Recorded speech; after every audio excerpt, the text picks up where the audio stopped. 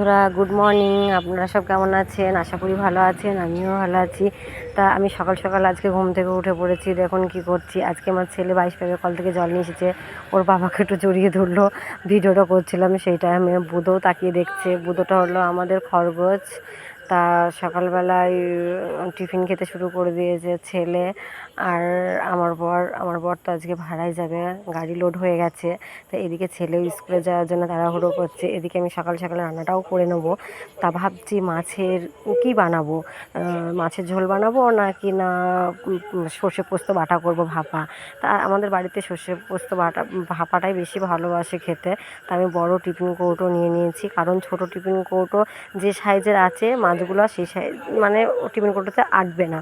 যার জন্য আমি দেখলাম যে কড়াইয়ের মধ্যে আমি জলে বসাবো, জলটা ছোটো বাটিতে ঢুকে যাবে আর বড়টার মধ্যে তো ঢুকবে না। যার জন্য আমি বড় টিফিন কৌটোর মধ্যে সাজিয়ে নিয়েছি।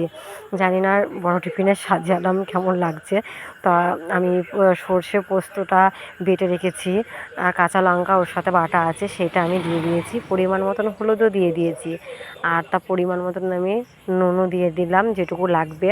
তা কাঁচা লঙ্কা আমার চেরা আছে সাইডে, আমি সর্ষের তেল পরিমাণ মতন দিয়ে নিয়েছি। তা মশলার জলটাও রাখা ছিল বাটিতে, সেই বাটির ধোয়া জলটাও আমি দিয়ে দিলাম। তা যেটুকু জল লাগবে পরিমাণ মতন আমি জলটাও দিয়ে দিচ্ছি। তা জলটা দেওয়া হয়ে গেলে কাঁচা লঙ্কা 4টে আমার চেরা আছে, যে কাঁচা লঙ্কা 4টে আমি দিয়ে দেবো। তা দেওয়া হয়ে গেছে, সাজানো হয়ে গেছে, কমপ্লিট আমার সাজানো। এবার আমি টিফিন একটু খুন্তি দিয়ে নেড়ে দেখে নিচ্ছি যে ঠিকঠাক মতন ডুবেছে কিনা মাছটা। তা আমি কড়াইতে টিফিন কৌটোর মুখ আটকে কড়াইতে বসিয়ে দিলাম।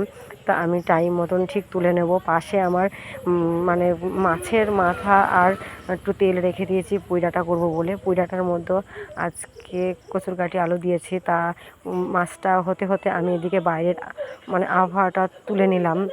দেখুন বাইরের ওয়েদারটা কেমন। আজকে 4 দিন বাদে রোদ উঠেছে।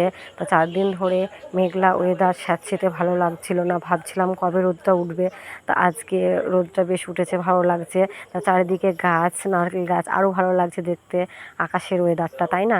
আর কি দারুণ লাগছে না, দেখেন কি রোদের তাপ, আর খুব সুন্দর লাগছে, মিষ্টি মিষ্টি একটা রোদ। তা এদিকে আমার মাছটাও হয়ে এসেছে হয়তো, এবার আমি তুলে নিলাম।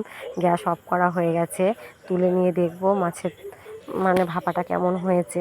টিফিন কৌটো ঢাকনা আমি খুলে দিয়ে খুন্তিতে করে আমি নেড়ে আমি দেখে নিচ্ছি যে মাছটা কেমন হয়েছে। দেখতে তো ভালোই লাগছে, জানি না খেতে কতটা ভালো হবে। তা না খেলে তো আর বুঝতে পারবো না কেমন হয়েছে। এদিকে আমার পুঁই শাকটাও বসানো হয়ে গেছে, পুঁই শাকটাও আমার হয়ে গেছে মাছের মাথা দিয়ে। এদিকে আমি উচ্ছেটাও আমি লাল লাল করে ভেজে নিয়েছি। তা উচ্ছেটা ভাজা হতে হতে আমি বাইরের ওয়েদারটা আবার ভিডিও করে নিলাম, কারণ কিছুক্ষণ বাদে আবার মেঘলা ওয়েদার হয়ে গেল আকাশটা। তা মেঘলা ওয়েদার আকাশটাও দেখতে খুব সুন্দর লাগছে, ভালো লাগছে। তবে বৃষ্টি হলে আর হয়তো ভালো লাগবে না।